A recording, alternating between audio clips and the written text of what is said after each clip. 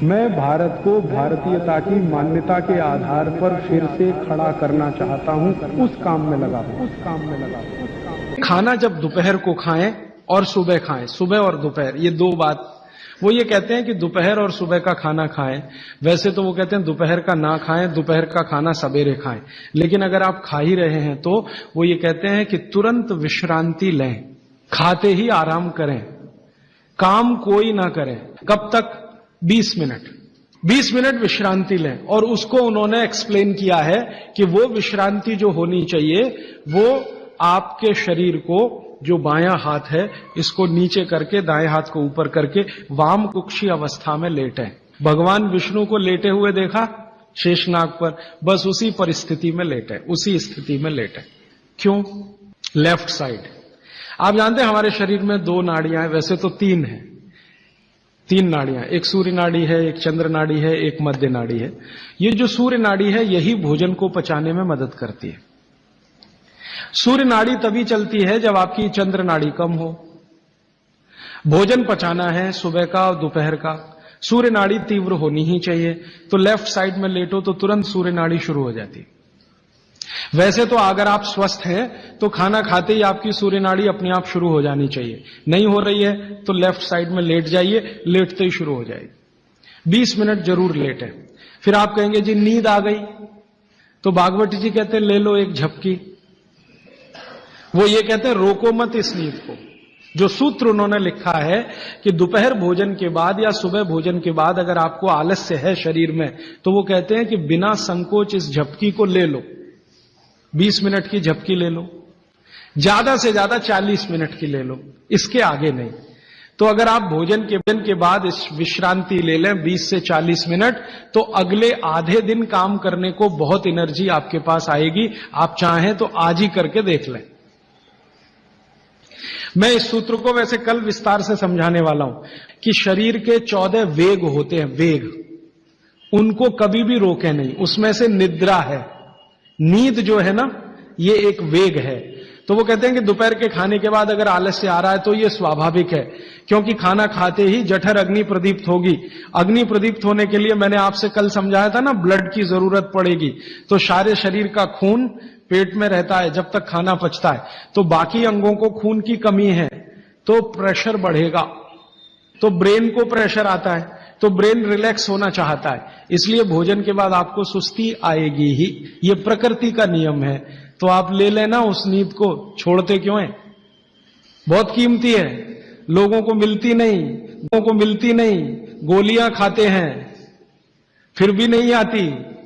मैं आपको और एक छोटी सी जानकारी बताऊं कि भागवत जी के इस सूत्र पर यूरोप और अमेरिका में बहुत रिसर्च हो रही है आजकल। और ब्राजील और मैक्सिको और ऑस्ट्रेलिया, तीनों देश की सरकारें 2008 में कानून बनाने जा रही हैं कि हर एक कर्मचारी को लंच के बाद झपकी लेने के लिए ब्रेक देना कंपलसरी है। तो उन्होंने ये महसूस किया है कि जिन कर्मचारियों को दोपहर खाने के बाद वो झपकी लेने की छूट दे रहे हैं, उनकी काम करने की एफिशिएंसी 3 गुना बढ़ गई है। तो आप भी महसूस कर सकते हैं। और माताओं बहनों को तो विशेष विनती है, क्योंकि आपका घर का काम भी कुछ कम नहीं है। किसी भी फैक्ट्री को चलाना बहुत आसान है, घर चलाना बहुत मुश्किल काम है। और घर में भी सबसे मुश्किल काम है बच्चों को बड़ा करना। मैं मानता हूं दुनिया में इससे बड़ा कोई काम नहीं। तो आपको काम तो घर में भी है, आप भी भोजन के बाद एक झपकी लेने का नियम बना ही लो।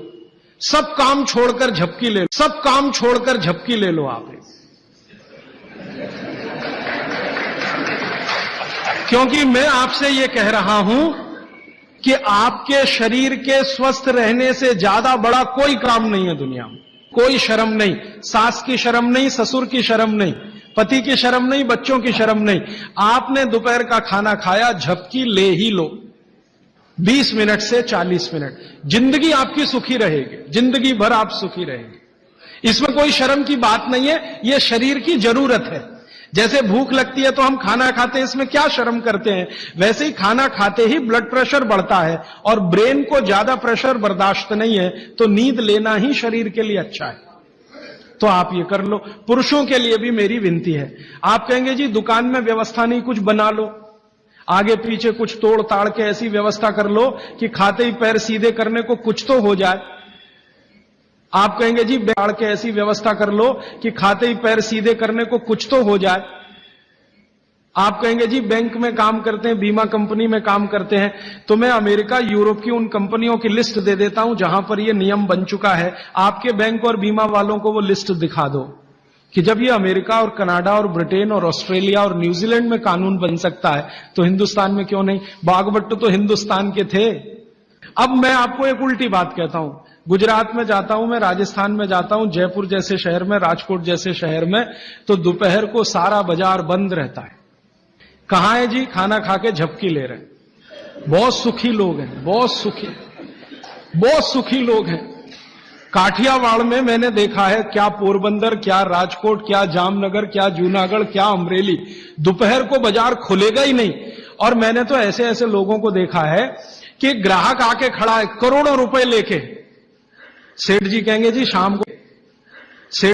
जी शाम को आना 4 बजे के बाद। अरे सेठ जी मेरे पास बैग भरा है रुपयों का, शाम को ले आना, मुझे अभी इतनी फुर्सत नहीं है, मैं नींद ले रहा हूं। अब कुछ लोग गालियां देते हैं, क्या निकम्मे लोग हैं, दोपहर को सोते हैं। सो नहीं चाहिए। जो पुराने शहर है ना हिंदुस्तान में, हर जगह ये देखने को मिलेगा, दोपहर के खाने के बाद सब झपकी लेंगे ही। अच्छा, अब इसका उल्टा सूत्र है आगे का, तो शाम के भोजन के बाद कभी भी विश्रांति नहीं लेना। माने 6 बजे खाना खा लिया तो 8 बजे ही जाना सोने के लिए, उसके पहले नहीं। क्यों? सुबह का जो है क्रम शाम को उल्टा है। सुबह सूर्य का प्रकाश है, पवन का स्पर्श बहुत तीव्र है, शाम को सूर्य का प्रकाश बिल्कुल नहीं है। तो शाम के लिए वो ऑब्जर्वेशन करके कहते हैं कि कभी भी खाने के बाद तुरंत सोना नहीं। अगर सोएंगे तो हार्ट अटैक, डायबिटीज, सब बीमारी आने की संभावना। अब आके एक तीसरा सूत्र उन्होंने लिखा है, दोनों को शायद मिलाया उन्होंने। वो ये कहते हैं कि सुबह और शाम को अगर जो आप ये दोनों नियम पालन नहीं कर पाते किसी कारण से, करें तो बहुत अच्छा है, नहीं कर पाते तो वो ये कहते हैं कि 10 मिनट के लिए वज्रासन में जरूर बैठ जाए, सुबह और शाम दोनों। वज्रासन आप सब समझते हैं, ये ऐसे पैर पीछे करके बस 10 मिनट बैठ जाइए खाने के बाद, सुबह भी और शाम को भी। और प्राणायाम और योग में महर्षि पतंजलि ने कहा है कि भोजन के बाद जो किया जाने वाला आसन है वो ये एक ही है, बाकी कोई आसन आप नहीं कर सकते। महर्षि पतंजलि बागभट्ट के बाद के हैं। महर्षि पतंजलि कहते हैं कि अगर वज्रासन में कोई बैठता है तो शरीर बिल्कुल वज्र के जैसा ही होता है। वज्र आप समझते हैं, एकदम कठोर मजबूत। अब मैंने हिंदुस्तान के कई लोगों को देखा, गांधी जी को तो मेरे आंखों से नहीं देखा, शोभाकांत जी ने देखा है। गांधी जी घंटों घंटों वज्रासन में बैठते थे और आप देखो एकदम पतला शरीर और अंग्रेजों की लाठी खाने को हमेशा तैयार। वो वज्रासन की कृपा है गांधी जी। गांधी जी कोई आसन नहीं करते थे, कोई प्राणायाम नहीं करते थे। सुबह घूमने जरूर जाते थे और घंटों घंटों 3-3 घंटे तो लोगों ने उनको देखा बिना हिले डुले वज्रासन में बैठ के चिट्ठी लिख रहे, किताब पढ़ रहे वगैरह वगैरह। तो शरीर की बहुत सारी क्रियाएं एकदम दुरुस्त रहती। ये 3 सूत्र हुए। शरीर में कैल्शियम जो है ना, कैल्शियम ये एक घटक है, माइक्रो न्यूट्रिएंट इसको कह सकते हैं अंग्रेजी में, सूक्ष्म पोषक तत्व है। ये कैल्शियम के बारे में जो गंभीर बात है आज के विज्ञान के हिसाब से जो मैं कहना चाहता हूं, भागवत जी ने तो 3500 साल पहले कह दिया, आज का विज्ञान उसको प्रूव कर रहा है, कंफर्म कर रहा है। वो ये कि कैल्शियम की कमी अगर शरीर को है तो आपको 20 नहीं 85 बीमारियां आएंगी। कैल्शियम की कमी अगर है शरीर को तो 85 बीमारियां आएंगी। क्या क्या आ सकता है? हर तरह का दर्द आपको होगा, हर तरह का, मांसपेशियों का दर्द, हड्डियों का दर्द, सब तरह का। हड्डियों की जितनी विकृतियां हैं वो सब कैल्शियम की कमी से आएंगे। हड्डियों के जितने रोग हैं वो सब कैल्शियम की कमी से आएंगे। फिर वो कहते हैं कि रक्त के बहुत सारे रोग कैल्शियम की कमी से आते हैं, रक्त के रोग, खून की बीमारी। फिर वो कहते हैं कि बहुत सारे कफ के रोग कैल्शियम की कमी से आते हैं। तो कैल्शियम कम नहीं होने देना चाहिए। जो विज्ञान आज का कहता है, आधुनिक विज्ञान ये कहता है कि कैल्शियम वो माइक्रो न्यूट्रिएंट है, वो सूक्ष्म पोषक तत्व है जिसके शरीर में रहने पर ही दूसरे सूक्ष्म पोषक तत्व उपयोगी होते हैं। ये 12-15 साल का रिसर्च है, एक वाक्य में मैंने खत्म कर दिया। दोस्तों, सबसे पहले तो चैनल सब्सक्राइब करें, फिर लाइक, कमेंट और शेयर करें। और हाँ, हमारा एंड्रॉयड ऐप डाउनलोड करना ना भूलें।